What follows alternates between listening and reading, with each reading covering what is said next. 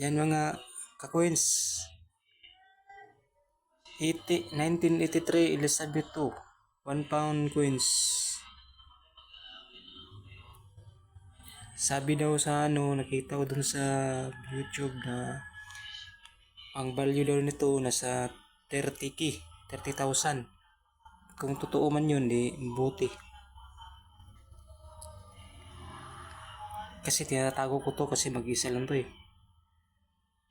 Kung may bibili, depende sa presyo. Anong ko to? Kontak lang. Yan o. 1 pound yan, Elizabeth yan. France yan.